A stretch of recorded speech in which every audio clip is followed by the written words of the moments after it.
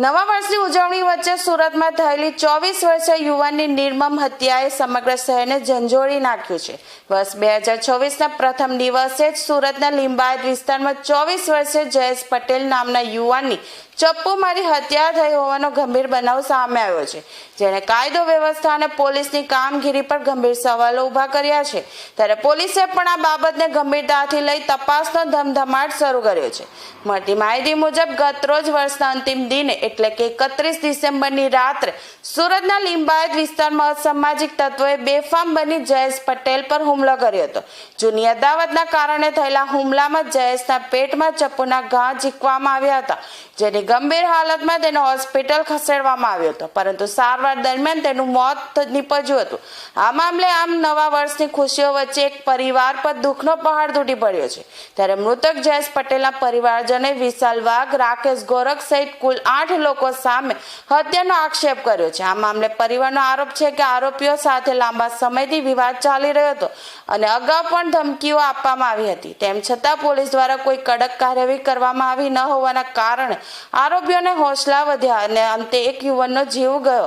હાલ આ હત્યા બનાવ મામલે પોલીસે પરિવારની ફરિયાદના આધારે તપાસ શરૂ કરી છે અને આરોપીઓને ઝડપી પાડવા ચક્રો ગતિમાન કર્યા છે। સાંજે લિંબાયત પોલીસ સ્ટેશન વિસ્તારમાં એક જયેશ પટેલ કે જેઓ ડિંડોલી વિસ્તારમાં રહે છે, તેઓ પોતાના મિત્ર વિશાલ સાથે ત્યાં દુકાન ઉપર ચા પાણી કરવા માટે ઊભા હતા અને પાણીની બોટલ લઈ રહ્યા હતા।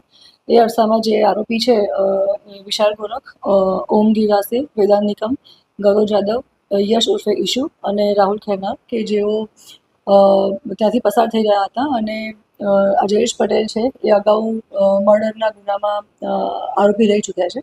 અત્યારે જામીન ઉપર છૂટેલા હતા અને તેને જોતા જે આ વિશાલ ગોરખ અને એના સાથીદાર મિત્રો છે એ લોકોએ અંદર સંવાદ કર્યો કે આ એ જ જયેશ છે કે જેણે આપણા મિત્રનું મર્ડર કરેલું હતું અને મારા મધરને પણ મારેલા હતા। એ વખતે ત્યાં ઊભા રહી અને બોલાચાલી થતાં આ ઉગ્ર બોલાચાલી થઈ અને જ્યારે ઉગ્ર બોલાચાલીમાં વિશાલ ગોરખ જે છે એણે પોતાની પાસે રહેલું ચપ્પુ આજે મરણ જનાર જયેશ પટેલને મારી દેતા છાતીના ભાગે ઈજા થઈ હતી।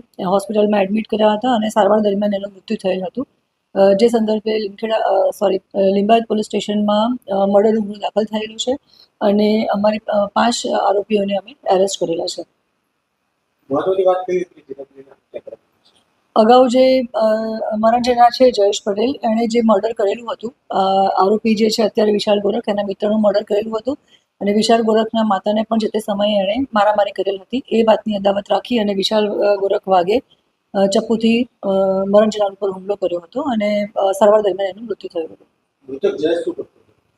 મૃતક જયેશ એ નાની મોટી છુડક મજૂરી અને જોબ પણ કરતો હતો।